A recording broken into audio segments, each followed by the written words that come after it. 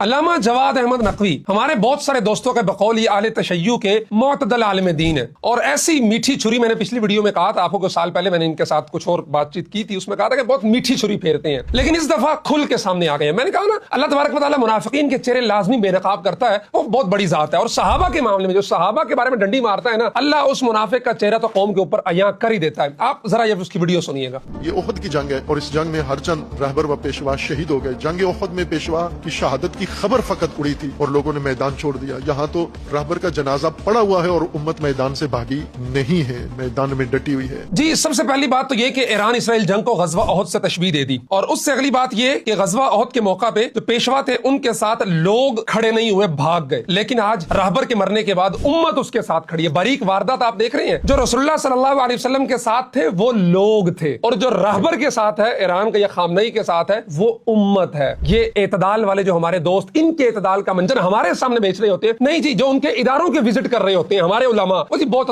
معتدل عالم دین، اور ہمارے کچھ علماء جو ان کے دست بوسی کر رہے ہوتے ہیں، یہ کہتے ہوئے کہ معتدل عالم دین ہے، یہ ان کے لیے تمغہ ہے کہ لے لیں۔ صحابہ جو رسول اللہ کے ساتھ ہیں وہ لوگ ہیں، جو ایران کی عوام رہبر کے ساتھ ہے وہ امت ہے۔ پہلی بات۔ دوسری بات، صحابہ کے بارے میں جو آپ نے کہا کہ وہ لوگ بھاگ گئے تھے ان کی موت کی خبر سن کے، اس حوالے سے بھی ذرا اپنی معلومات درست کر لیں۔ اس حوالے سے میں کوئی تاریخ سے بات نہیں کروں گا، میں احادیث سے مستند واقعات آپ کے سامنے چند رکھتا ہوں کہ صحابہ نے رسول اللہ صلی اللہ علیہ وسلم کے ساتھ کیا معاملہ کیا احد کے موقع پہ۔ اچھا، پہلی بات تو یہ ہے کہ جو رسول اللہ صلی اللہ علیہ وسلم کے شہید ہونے کی اطلاع پھیلی تھی احد کے موقع پر، وہ ایک مس انڈرسٹینڈنگ تھی۔ اس طریقے سے مصعب بن عمیر رضی اللہ تعالیٰ عنہ، ان کی مشابہت تھی تھوڑی بہت رسول اللہ صلی اللہ علیہ وسلم کے ساتھ، تو جھنڈا ان کے ہاتھ میں تھا، تو ان کا ہاتھ کٹا، انہوں نے جھنڈا الٹے ہاتھ میں پکڑ لیا، ان کا یہ ہاتھ بھی کٹا تو انہوں نے جھنڈا دونوں بازوؤں کو یوں کر کے پکڑ لیا، اور پھر ان پہ وار ہوا، دو ٹکڑے ہوئے تو جھنڈا نیچے گرا۔ اطلاع یہ پھیل گئی کہ رسول اللہ صلی اللہ علیہ وسلم شہید ہو گئے، کیونکہ وہ رسول اللہ کے مشابہ تھے۔ اور جب صحابہ تک یہ اطلاع پہنچی کہ رسول اللہ صلی اللہ علیہ وسلم تو شہید ہو گئے ہیں، اور جواد نقوی جو یہ کہہ رہا ہے کہ وہ بھاگ کھڑے ہوئے، اس حوالے سے صحابہ کا رد عمل کیا تھا؟ انس بن نضر رضی اللہ تعالیٰ عنہ، ان تک جب یہ اطلاع پہنچی تو فرمایا کہ جب رسول اللہ صلی اللہ علیہ وسلم شہید ہو گئے ہیں تو اس دنیا میں رہنے کا فائدہ کیا ہے؟ تلوار لی، کفار کے جمگھٹے کے اندر گزرے اور لڑتے لڑتے شہید ہو گئے، اور جب بعد میں ان کا لاشا ملا تو 80 سے زائد زخم تھے ان کے جسم پر، یعنی آخری دم تک ایمان کی حرارت کے ساتھ لڑتے رہے، کفار کو قتل کرتے رہے، یہاں تک کہ وہ شہید ہو گئے۔ یہ ایک صحابی کا عمل تھا۔ حضرت طلحہ بن عبید اللہ، جب رسول اللہ زخمی ہو کر گرے تو وہ ان کے سامنے ڈھال بن کر کھڑے ہو گئے، اور تمام تیروں تلواروں نیزوں کو اپنے جسم پہ روکتے رہے، اور رسول اللہ صلی اللہ علیہ وسلم نے ان کی اتنی تعریف فرمائی، اور بعد میں جب دیکھا گیا ان کے جسم پر 70 سے زائد زخم تھے جنہوں نے رسول اللہ کا دفاع کرتے ہوئے کھائے تھے۔ اور قربان جاؤں حضرت سعد بن وقاص پہ، جن کے بارے میں رسول اللہ صلی اللہ علیہ وسلم نے فرمایا کہ میرے ماں باپ اے سعد تجھ پہ قربان، کہ وہ رسول اللہ کی ڈھال بن کر تیر چلاتے رہے، رسول اللہ ان کو بار بار فرماتے رہے ارمی یا سعد فداک ابی و امی، تیر چلاؤ اے سعد، میرے ماں باپ تجھ پہ قربان ہو۔ یہ ہے وہ صحابہ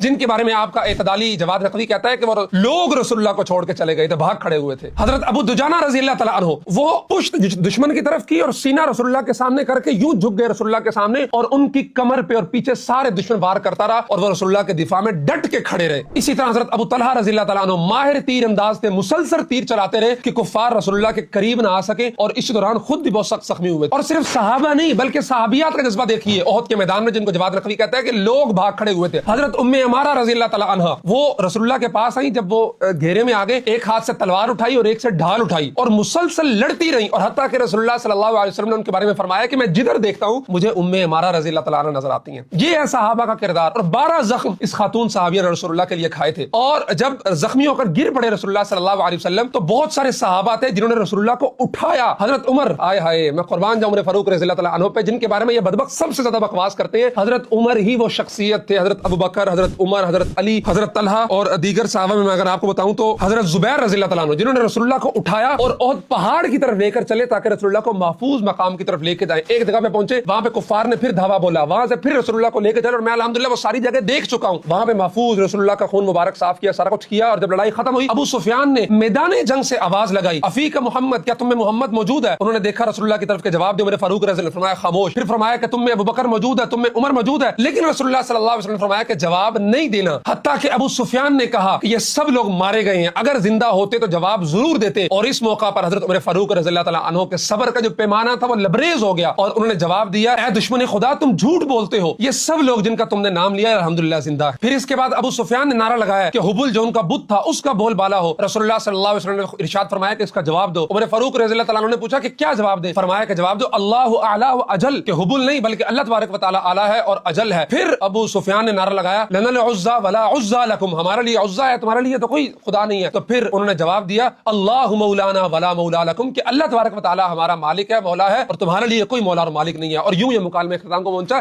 یہ ہے حضرات صحابہ کا کردار، لیکن وہ لاہور کا معتدل عالم دین ہمارے بہت سارے لوگوں کا نزدیک وہ ممبر پر بیٹھ کر کہتا ہے کہ یہ جنگ احد کے برابر، اور احد سے بھی بہتر ہے، بلکہ اس کی باتوں سے اگر اندازہ لگائیں کہ احد میں تو بقول ان کے لوگ چھوڑ کے چلے گئے تھے، اور یہاں پہ امت اس کے ساتھ کھڑی ہے۔ اللہ تبارک و تعالیٰ ایسے بدبختوں پر لعنت فرمائے جو اشاروں کے اندر، کنایوں کے اندر اور بعض واقعات کا سہارا لے کے حضرات صحابہ اکرام کے بارے میں اپنے دل کا بغض نکالتے ہیں اور ان کو لعنت ملامت کر کے اپنے دل کی کجی اور اپنے دل کی میل اور اپنے دل کا جو نفاق ہے وہ لوگوں کے اوپر ظاہر کرتے ہیں۔ اور اس سے زیادہ بدبخت وہ لوگ ہیں جو ہماری صفوں کے اندر کھڑے ہوئے ہیں اور ان لوگوں کو معتدل عالم دین کہتے ہیں اور ان لوگوں کی ایسی باتوں کی تعویلات کرتے ہیں اور ان کے ساتھ پھر بھی کھڑے ہوتے ہیں، ان کے مدرسوں میں جا کے وزٹ کرتے ہیں، ان کے ساتھ تصویریں کھنچواتے ہیں، ان کے بیانات کے اندر، ان کے مجلسوں کے اندر جاتے ہیں۔ اللہ تبارک و تعالیٰ بڑا غیرت مند ہے، وہ اپنے رسول کے بارے میں اور اس کے صحابہ کے بارے میں بہت غیرت مند ہے۔ یاد رکھو وہ ان چیزوں کا حساب کتاب ضرور لے گا، جس طرح اس کی منافقت، اس کا دجل، اس کا فریب اس طرح کے واقعات کے ذریعے، اس طرح کی زبان کے ذریعے، اس کے ذریعے سامنے آتا رہتا ہے۔ تو جو لوگ اس کے پشت پناہ ہیں یا ہیں ہماری صفوں میں، خود کو سنی مسلمان کہتے ہیں لیکن گھستے انہی صفوں کے اندر جا کے ہیں کچھ مفادات کے لیے یا کچھ اور چیزوں کے لیے، اللہ تبارک و تعالیٰ اپنے صحابہ کے معاملے میں ان کو معاف نہیں کرے گا، اور ان کی منافقت، ان کے ایمان کی کجی، ان کے دلوں کی میل اور ان کے اوپر جو مہریں لگ چکی ہیں، اللہ تبارک و تعالیٰ ان کو بے نقاب کرے گا۔ اس لیے اس سے پہلے کہ اللہ تبارک و تعالیٰ آپ کو لوگوں پر ظاہر کر دے، آپ کی منافقت بے نقاب کر دے، آپ کے چہروں کے نقاب الٹ دے، لوٹ آئیے اور کھڑے ہوئیے رسول اللہ صلی اللہ علیہ وسلم کے ساتھ اور ان صحابہ کے ساتھ جو اس مشکل وقت میں احد کے میدان میں رسول اللہ صلی اللہ علیہ وسلم کے ساتھ کھڑے تھے، اور رسول اللہ کے زخمی ہونے کا سن کے انہوں نے دنیا اور تمام چیزوں کو ترک کر کے مجمع کے اندر گھس گئے، اپنی زندگی کو ختم کر لیا کہ اگر اس دنیا کے اندر رسول نہیں ہے تو پھر ہمارے زندہ رہنے کا کیا مطلب ہے۔ یہ ہے ہمارے صحابہ کی شان، یہ ہے ان کا مقام، اور یہ ہے رسول اللہ صلی اللہ علیہ وسلم کے ساتھ کمٹمنٹ۔ اور یہ تمام واقعات، تمام چیزیں احادیث کی مستند کتب کے اندر موجود ہے۔ میں نے جو مکالمہ بتایا آپ کو عمر فاروق رضی اللہ تعالیٰ عنہ اور ابو سفیان کا، جو اس وقت تک ایمان نہیں لے کے آئے تھے، بعد میں مسلمان ہوئے، تو یہ مکالمہ بخاری شریف کے اندر موجود ہے، دیگر احادیث کی کتابوں کے اندر موجود ہے۔ لیکن ان بدبختوں کو کہاں نظر آئے گا؟ ان کے دلوں میں تو نفاق ہے، ان کے دلوں میں تو کجی ہے، ان کے دلوں میں تو نفرت ہے حضرات صحابہ کرام کے حوالے سے۔ اللہ تبارک و تعالیٰ تمام مسلمانوں کے ایمان کی حفاظت فرمائے، اور اسی ایمان کے ساتھ ہمیں صحابہ کی محبت، رسول اللہ کے کلمے کا یقین اور اللہ تبارک و تعالیٰ کے جو ذات ہے، صفات ہے، اس پر یقین کے ساتھ ہمیں موت عطا فرمائے۔ ہمارا حشر ابو بکر، عمر، عثمان، علی رضوان اللہ علیہم اجمعین اور دیگر رسول اللہ کے جو صحابہ تھے ان کے ساتھ فرمائے۔ جزاکم اللہ خیرا۔ السلام علیکم ورحمۃ اللہ وبرکاتہ۔